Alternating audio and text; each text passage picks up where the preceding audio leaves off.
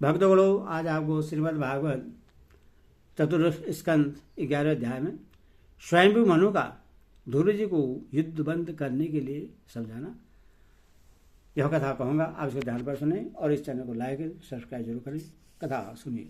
श्री मैत्री जी कहते हैं, विदुर जी, ऋषियों का ऐसा कथन सुनकर महाराज ध्रुव ने आचमन कर श्री नारायण की बनाई हुई नारायण शस्त्र को अपने धनुष पर चढ़ाया। उस बाण के चढ़ाते ही यक्षों द्वारा रची हुई नाना प्रकार की माया उसी से नष्ट हो गई। जिस प्रकार ज्ञान का उदय होने पर अविद्यादि कलेश नष्ट हो जाते हैं, ऋषि बर्बर नारायण के द्वारा आविष्कृत उस अस्त्र को धनुष पर चढ़ाते ही उससे राजहंस के से पक्ष और सोने के फन वाले बड़े बड़े बाण निकले, और जिस प्रकार मयूर के कारों करते वन में घुस जाते हैं, उसी प्रकार भयानक साय साय शब्द करते हुए वे शत्रु की सेना में घुस गए। उन तीखी धार वाले बाणों ने शत्रु को बेचैन कर दिया। तब उस रणांगण में अनेकों यक्षों ने अत्यंत कुपित होकर अपने अस्त्र संभाले, और जिस प्रकार गरुड़ के छेड़ने से बड़े बड़े सर्व फन उठाकर उनकी ओर दौड़ते हैं, उसी प्रकार वे इधर उधर से ध्रुव जी पर टूट पड़े। उन्हें सामने आते देख ध्रुव जी ने अपने बाणों द्वारा उनकी भुजाओं, जांघें, कंधे और उदर आदि अंग प्रत्यंगों को छिन्न भिन्न कर उन्हें उस सर्वश्रेष्ठ लोक सत्य लोक में भेज दिया, जिसमें उर्वरेता मुनिगण सूर्यमंडल का भेदन करके जाते हैं। अब उनके पितामह स्वयंभू मनु ने देखा कि विचित्र रथ पर चढ़े हुए ध्रुव अनेकों निरपराध यक्षों को मार रहे, तो उन्हें उन पर बहुत दया आई। वे बहुत से ऋषियों को साथ लेकर वहां आए और अपने पुत्र ध्रुव को समझाने लगे। मनु जी ने कहा, बेटा बस बस, अधिक क्रोध करना ठीक नहीं। यह पापी नरक का द्वार है। इसी के वशीभूत होकर तुमने इन निरपराध यक्षों का वध किया है। तात, तुम जो निर्दोष यक्षों के सहार पर उतर रहे हो, यह हमारे कुल की योग्य कर्म नहीं है। साधु पुरुष इसकी बड़ी निंदा करते हैं। बेटा, तुम्हारा अपने भाई पर बड़ा अनुराग था, यह तो ठीक है, परंतु देखो, उसके वध से संतप्त होकर तुमने एक यक्ष के अपराध करने पर प्रसंगवश कितनों की हत्या कर डाली। इस जड़ शरीर को ही आत्मा मानकर इसके लिए पशु की भांति प्राणियों की हिंसा करना, यह भगवत सेवी साधु जनों का मार्ग नहीं है। प्रभु की आराधना करना बड़ा कठिन है, परंतु तुमने तो लड़कपन में ही संपूर्ण भूतों के आश्रय स्थान श्री हरि की सर्वभूतात्म भाव से आराधना करके उनका परमपद प्राप्त कर लिया है। तुम्हें तो प्रभु भी अपना प्रिय भक्त समझते हैं तथा भक्तजन भी तुम्हारा आदर करते हैं। तुम साधुजनों के पद प्रदर्शक हो, फिर भी तुमने ऐसा निंदनीय कर्म कैसे किया। सर्वात्मा श्री हरि तो अपने से बड़े पुरुषों के प्रति सहनशीलता, छोटे के प्रति दया, बराबर वालों के साथ मित्रता और समस्त जीवों के साथ समता का बर्ताव करने से ही प्रश्न होते हैं, और प्रभु के प्रश्न हो जाने पर पुरुष प्राकृतिक गुण एवं उनके कार्य रूप लिंग शरीर से छुटकारा छोड़कर परमानंद स्वरूप ब्रह्मापद प्राप्त कर लेता है। बेटा ध्रुव, देहादि के रूप में परिणत हुए पंचभूतों से स्त्री पुरुष का आविर्भाव होता है, और फिर उनके पारस्परिक समागम से दूसरे स्त्री पुरुष उत्पन्न होते हैं। ध्रुव, इस प्रकार भगवान की माया से सत्वादि गुणों में न्यूनाधिक भाव होने से ही जैसे भूतों द्वारा शरीरों की रचना होती है, वैसी उनकी स्थिति और प्रलय भी होते हैं। पुरुषेष्ठ, निर्गुण परमात्मा तो इनमें केवल निमित्त मात्र हैं। उनके आश्रय से यह कार्य कारणात्मक जगत उसी प्रकार भ्रमता रहता है जैसे चुंबक के आश्रय से लोहा काल शक्ति के द्वारा कर्मशो सत्वादि गुणों में शोभ होने से लीलामय भगवान की शक्ति भी सृष्टि आदि के रूप में विभक्त हो जाती है। अतः भगवान अकर्ता होकर भी जगत की रचना करते हैं और सहार करने वाले न होकर भी इसका सहार करते हैं। सचमुच और अनंत प्रभु की लीला सर्वदा अचेतनीय है।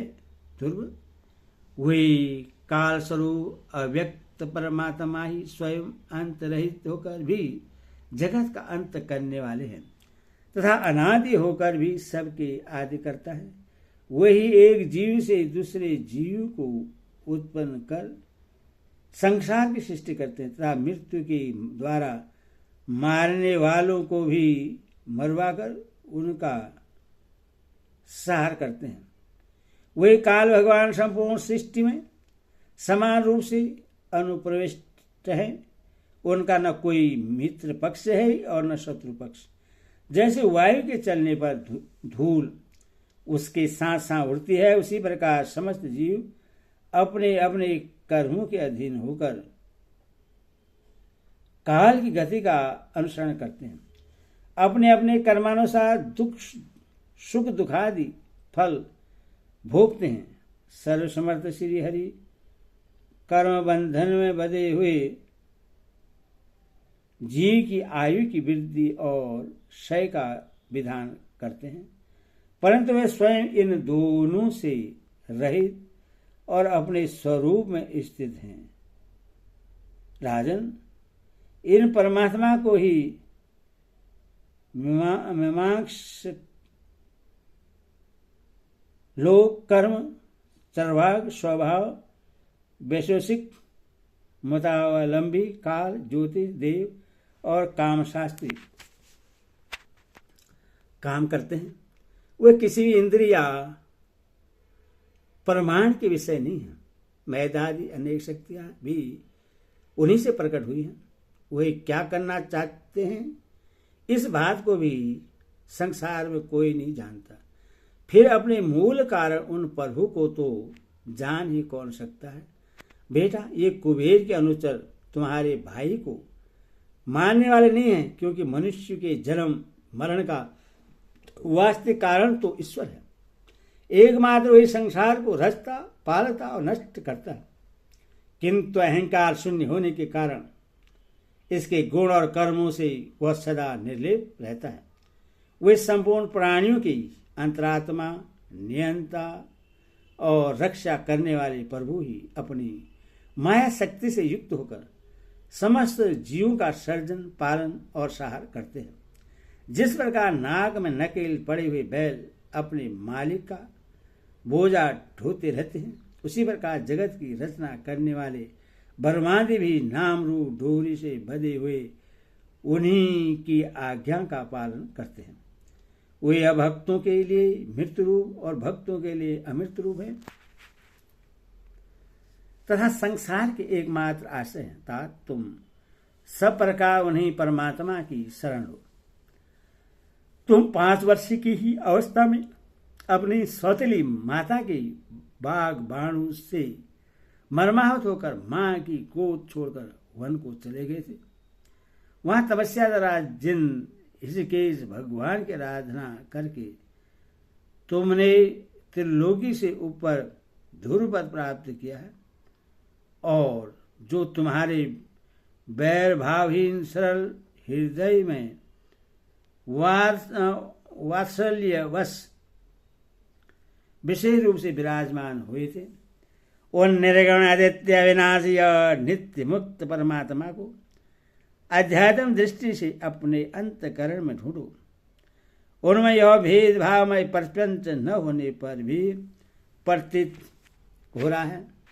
ऐसा करने से सर्वशक्ति संपन्न परमानंद स्वरूप सर्वव्यापी भगवान अनंत में तुम्हारी सुदृढ़ भक्ति होगी और उसके प्रभाव से तुम मैं मेरेपन के रूप में दृढ़ हुई अविद्या की गांठ को काट डालोगे। राजन, जिस प्रकार औषधि से रोग शांत किया जाता है उसी प्रकार मैंने तुम्हें जो कुछ उपदेश दिया है उस पर विचार करके अपने क्रोध को शांत करो। क्रोध कल्याण मार्ग का बड़ा ही विरोधी है। भगवान तुम्हारा मंगल करे। क्रोध के वशीभूत हुए पुरुष से सभी लोगों को बड़ा भय होता है। इसीलिए जो बुद्धिमान पुरुष ऐसा चाहता है कि मुझसे किसी भी प्राणी को भय न हो और मुझे भी किसी से भय न हो, उससे क्रोध के वश में कभी न होना चाहिए। तुमने जो यह समझ कर कि ये मेरे भाई के मारने वाले हैं, इतने यक्षों का सहार किया है, इससे तुम्हारे द्वारा भगवान शंकर के सखा कुबेर जी का बड़ा अपराध हुआ है। इसीलिए बेटा, जब तक कि महापुरुषों का तेज हमारे कुल को आक्रांत नहीं कर लेता, इसके पहले ही विनम्र भाषण और विनय के द्वारा शीघ्र उन्हें प्रश्न कर लो। इस प्रकार स्वयंभू मनु ने अपने पौत्र ध्रुव को शिक्षा दी। तब ध्रुव जी ने उन्हें प्रणाम किया। इसके पश्चात वे महर्षियों के सहित अपने लोक को चले गए। हरि ओम तत्सत। हरि ओम।